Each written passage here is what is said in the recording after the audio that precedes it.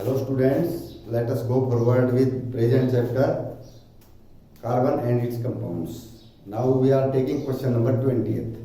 Write chemical properties of carbonic compounds. तो chemical properties है number 1 है combustion. Combustion means दहन, जलना. तो कोई भी चीज जलती है तो combustion के लिए जो नेसेसरी कंडीशन है वो प्रेजेंस ऑफ ऑक्सीजन है, क्योंकि ऑक्सीजन के बिना कंबस्शन नहीं होता. ऑक्सीडेशन भी कह सकते हैं इसको. जब ऑक्सीजन मिलती है और उसको जो है टेम्परेचर हम देते हैं तो ये बर्न होता है और कार्बन डाइऑक्साइड गैस बनती है. ये रिएक्टेंट है, ये प्रोडक्ट्स. तो ये कंबस्शन है. और भी कंबस्शन होते हैं जिसमें ऑक्सीजन ऐड होती है ना, वही सभी कंबस्शन ही है. जैसे CH3CH2OH इथेनॉल प्लस O2, इसमें ऑक्सीजन हमने ऐड कर दी तो ये बन जाएगा आपका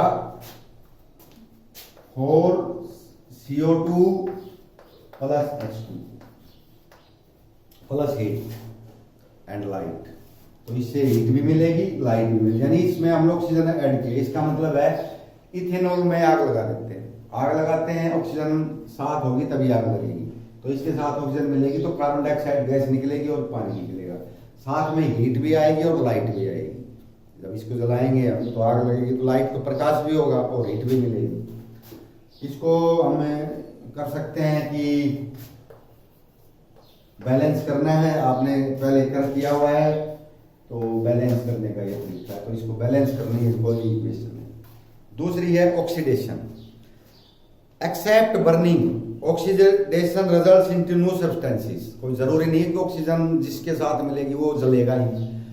तो नहीं भी जले तो ऑक्सीजन किसी एलिमेंट के साथ मिलकर उसका ऑक्साइड बनाती है, नए सब्सटेंस बना देती है. जैसे alcohol is oxidise to carboxylic acid. तो अल्कोहल जो है कार्बोक्सिलिक एसिड, ये अल्कोहल है CH3CH2OH इथेनॉल. इसमें हमने ऑक्सीजन देनी है तो ऑक्सीजन हम देते हैं KMnO4 से, पोटासियम परमैंगनेट, और इसको हीट करते हैं तो इथेनोइक एसिड बनता है CH3COOH प्लस ये इथेनोइक एसिड बन जाता है. जो KMnO4 है ये ऑक्सीडाइजिंग एजेंट है. KMnO4 का मतलब है ये वैसे काम नहीं आता इनमें, कोई सी में ऑक्सीडाइजिंग एजेंट है. ये ऑक्सीजन सप्लाई करता है, यानी इसमें ऑक्सीजन मिलेगी तो COH बनेगा.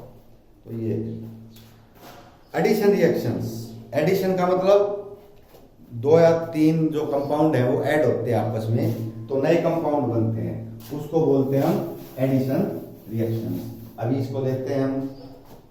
इन this reaction hydrogen is added to unsaturated hydrocarbon. तो हमने पीछे टॉपिक लिया था सैचुरेटेड एंड अनसैचुरेटेड. तो जिसमें डबल या ट्रिपल बॉन्ड होते हैं वो अनसैचुरेटेड होते हैं, सिंगल बॉन्ड वाले सैचुरेटेड होते हैं.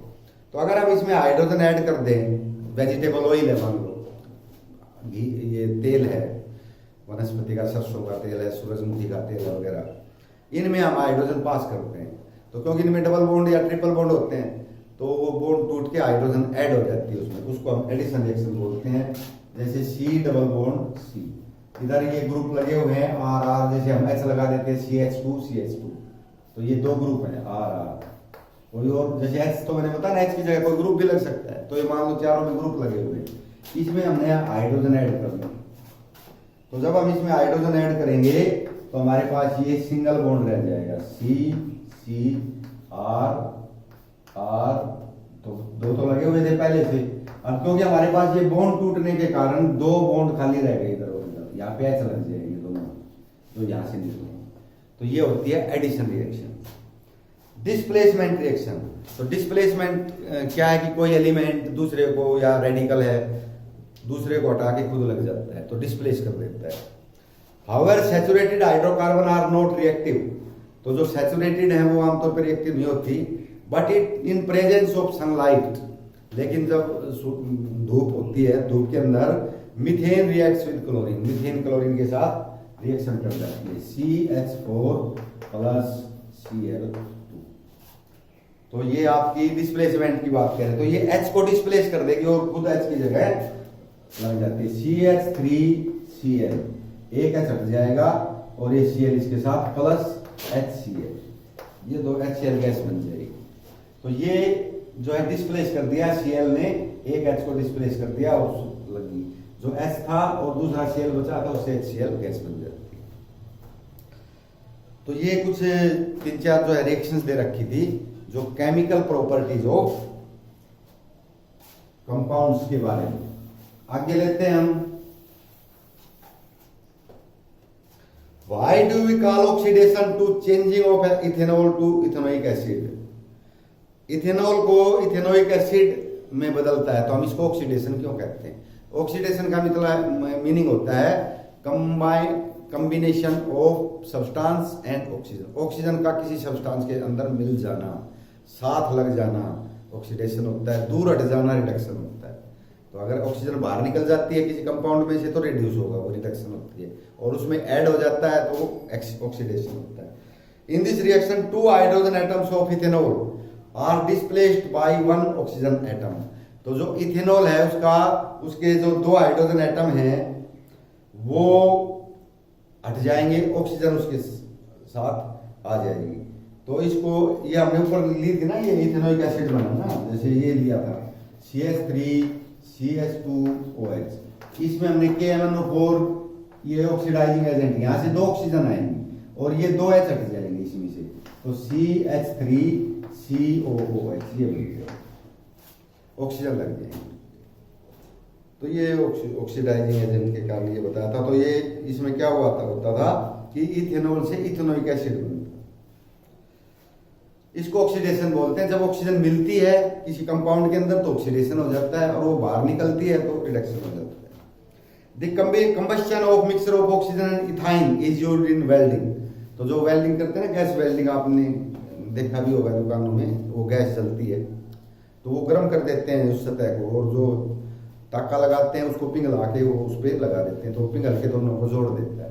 तो उसमें एक तो ऑक्सीजन की जरूरत होती है, जो सिलेंडर होता है लंबा सा उसमें तो ऑक्सीजन भरी रहती है, और वो एक अपनी मशीन रखते हैं उसमें कुछ कार्बेट बोलते हैं डालते हैं, तो उससे हमारे पास इथाइन गैस बनती है। तो वो जो इनफ्लेमेबल होती है, ज्वलनशील होती है, तो बिना तो ऑक्सीजन के चलेगी नहीं, तो ऑक्सीजन और उसको साथ जोड़ते हैं, 2 पाइप लगती हैं तो वो लग जाती है। Air contains inactive gas like nitrogen. हवा के अंदर तो ये है कि भाई हम ऑक्सीजन प्योर क्यों लेते हैं, क्योंकि जो हवा लेंगे तो उसमें तो केवल 20% ऑक्सीजन है जो कम पड़ती है, नाइट्रोजन बहुत ज्यादा होती है 78%। तो नाइट्रोजन तो जलने के काम नहीं आती, इसलिए हमें प्योर ऑक्सीजन देनी पड़ती है 100%, जिससे वो ज्यादा जलती है, तो एडिक्वेट मिल जाती है उसको ऑक्सीजन। नेक्स्ट है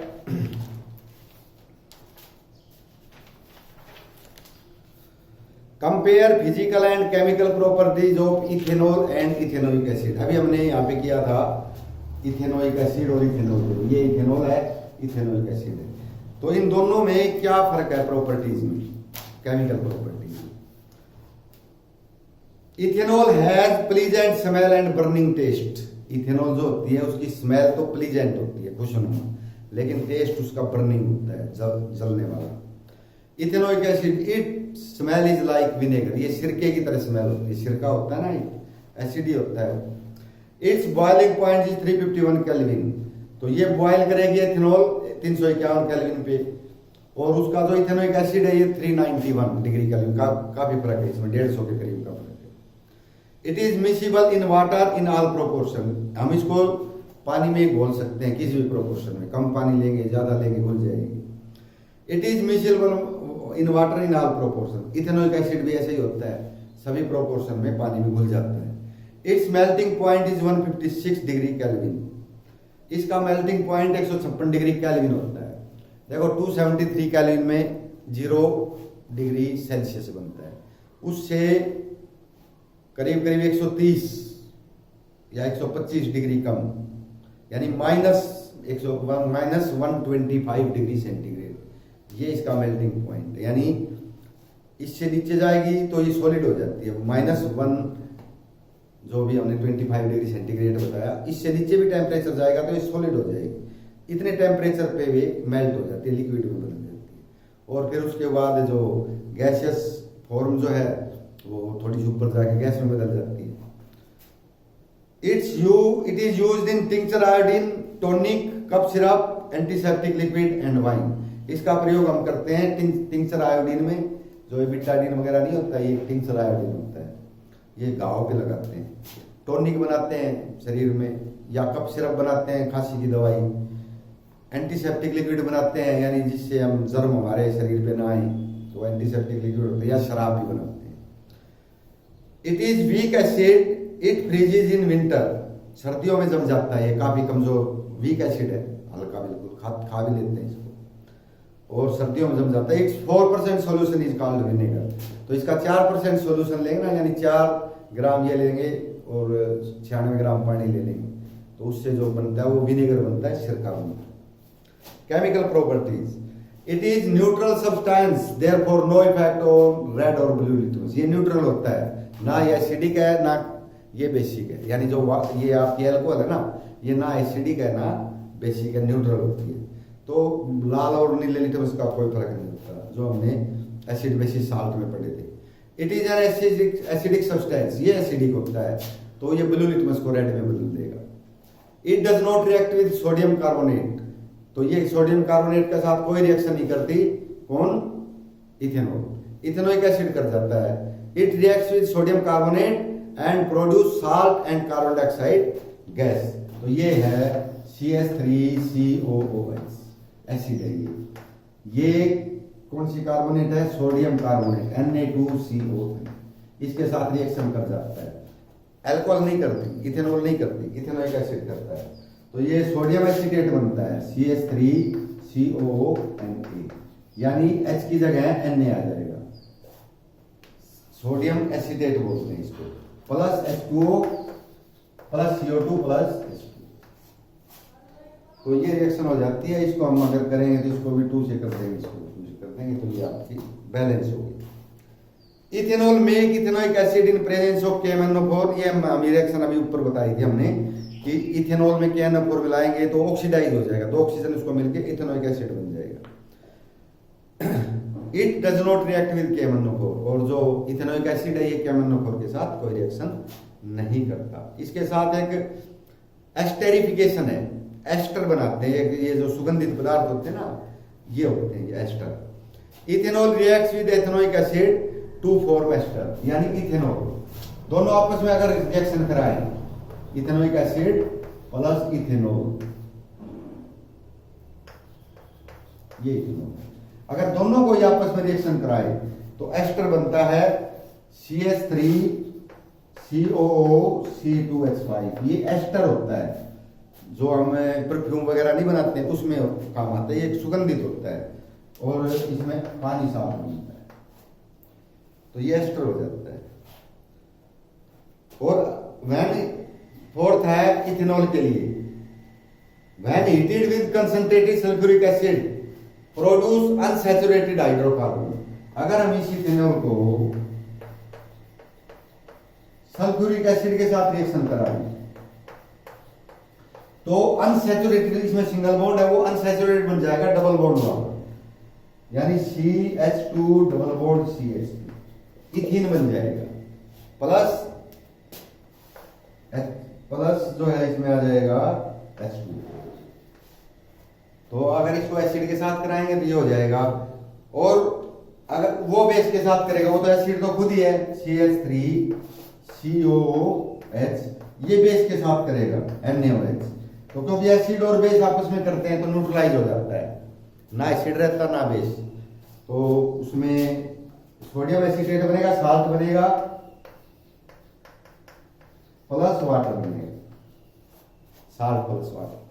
तो ये वो जो रिएक्शन हमने पहले की थी न्यूट्रलाइजेशन रिएक्शन, उसमें एसिड और बेस को बराबर मात्रा में मिलाएंगे तो ना वो एसिड रहता ना वो बेस रहता। तो ये था इसकी chemical property.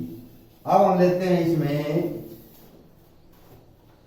Bye an experiment differentiate between alcohol and carboxylic acid, यानी एक एसिड और अल्कोहल। तो अभी जैसे हमने कहा इथेनॉल और इथेनोइक एसिड, एसिड है वो अल्कोहल है, तो इसमें एक एक्सपेरिमेंट के द्वारा डिफरेंशिएट करना है। Both are reacted with sodium carbonate, दोनों को हम सोडियम कार्बोनेट से रिएक्शन कराएंगे, जैसे अभी ऊपर वाला आया था इसमें डिफरेंस में। तो जो इथेनॉल है वो तो उसके साथ कोई रिएक्शन नहीं करेगी, लेकिन जो ये एसिड है कार्बोक्सिलिक एसिड, ये कार्बन डाइऑक्साइड गैस इसमें इवोल्व बाहर निकलेगी और जो भी साल्ट बनेगा, ऊपर मैंने बताई थी रिएक्शन आई हुई थी। What is oxidising agent? तो मैंने जैसे कहा KMnO4 ऑक्सीडाइजिंग एजेंट आया था ऊपर वाले में, तो वो ऑक्सीडाइजिंग एजेंट होता है कि भाई जो ऑक्सीजन सप्लाई करता है रिएक्शन के दौरान। The chemical substances which supply oxygen to other substances, ऐसे पदार्थ जो दूसरे को ऑक्सीजन सप्लाई करते हैं बाय सेल्फ डिकम्पोजिशन, खुद टूटेंगे, ऑक्सीजन निकालेंगे दूसरे को दे देंगे। These are called oxidising agent, जैसे potassium permanganate, potassium dichromate, KMnO4, K2Cr2O7। तो आज का लास्ट है, using bond formation in CH3Cl elaborate nature of covalent bond. तो ये बॉन्ड फॉर्मिंग ये हो जाएगा, CH4 जो होता है CH और H, एक H हटके इसकी जगह Cl लग जाए, तो CH3Cl हो गया, ये 3 H हो गए और एक Cl हो गया, CH3Cl। तो इसमें बॉन्ड फिर in the structure 3 hydrogen atoms are connected with carbon atoms, 3 hydrogen atom carbon से लगे हुए हैं विद कोवेलेंट बॉन्ड्स। इसमें कोवेलेंट बॉन्ड होते हैं। कोवेलेंट का मतलब जैसे हमने ये करके बताया था ना, इलेक्ट्रॉन डॉट स्ट्रक्चर, चारों तरफ एक एक इलेक्ट्रॉन हो गया, एक क्लोरीन का हो गया, इसमें हो गया 7 क्लोरीन के होते हैं, तो 7 इसके और एक इसका लेंगे, ये बॉन्ड बनता है, ये कोवेलेंट बॉन्ड। तो इसी प्रकार इधर बनेगा और कार्बन का, तो ये हम पहले बताया था उसमें स्ट्रक्चर में, इलेक्ट्रॉन डॉट में। तो ये जब शेयर करके इलेक्ट्रॉन बनाते हैं तो उसको कोवेलेंट बॉन्ड बनते हैं। वैलेंसी कोऑपरेशन विद वैलेंसी, तो वैलेंसी को कोऑपरेट करके आपस में साझेदारी करके बनाते हैं। Chlorine is also connected with polar covalent bond, और क्लोरीन जो है वो भी इसी के साथ ऐड होती है पोलर कोवेलेंट बॉन्ड के साथ। पोल वो होते हैं जिन पे चार्ज वगैरह रह जाते हैं। तो ये आपने काम करना है।